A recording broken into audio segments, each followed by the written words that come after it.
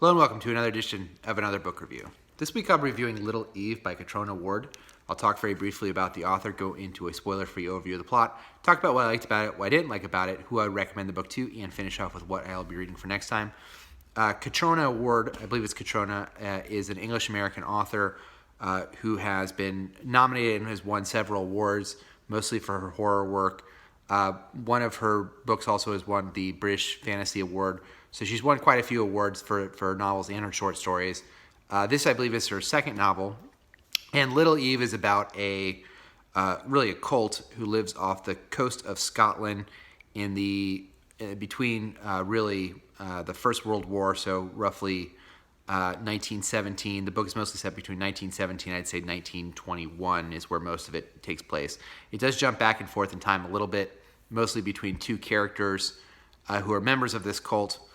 And the story starts with the character who is in this town who the cult members live in this castle, and they're isolated from the town members. And the book starts with one of the town members who is bringing goods to the castle, finding out that there's been a series of murders that have taken place at the castle.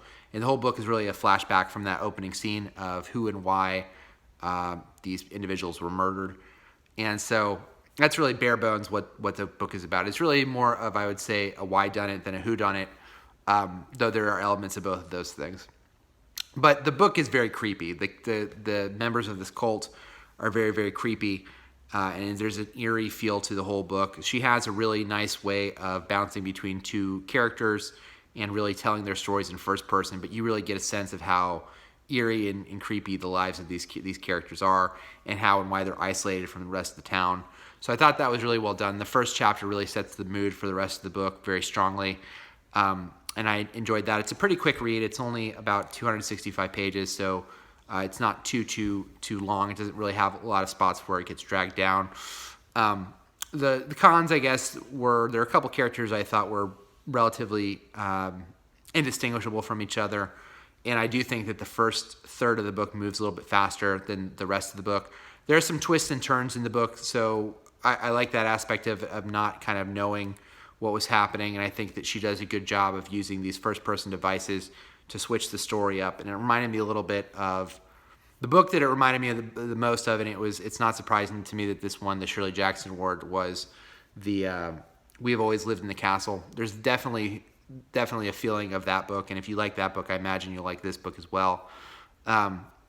So that was the book. I didn't really have super strong feelings about it. I felt that after the first third it slowed down a little bit, but it did keep moving at a pace enough to kind of get you through, and the mysteries in the book are enough to get you through the book. I'd say the last third felt a little bit long, but other than that, I thought it was an enjoyable read. As far as who I would not recommend the book to, it is a very adult book. There is, like I've mentioned, murders. There's also the abuse of children and the abuse of animals, so if any of those things bother you or you really don't like reading them in fiction. The book is very, I would say, more psychologically disturbing than it is to be like horrific as far as gore and blood and whatnot. But those things are there as well, but they're not, again, it's more of an eerie feeling to the book that kind of permutates the book. There's a couple places where I thought that things could have been a little bit more explicitly explained, and there's a couple unanswered questions in the book.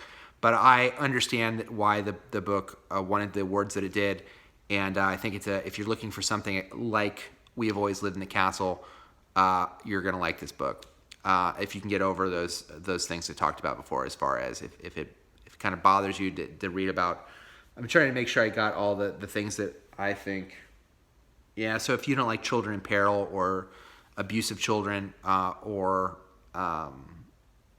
abuse of animals, then maybe stay away from this if those things bother you. But otherwise, I would check this one out if you're in the mood for a horror novel akin to We've Always Lived in the Castle. So that was Little Eve by Catriona Ward.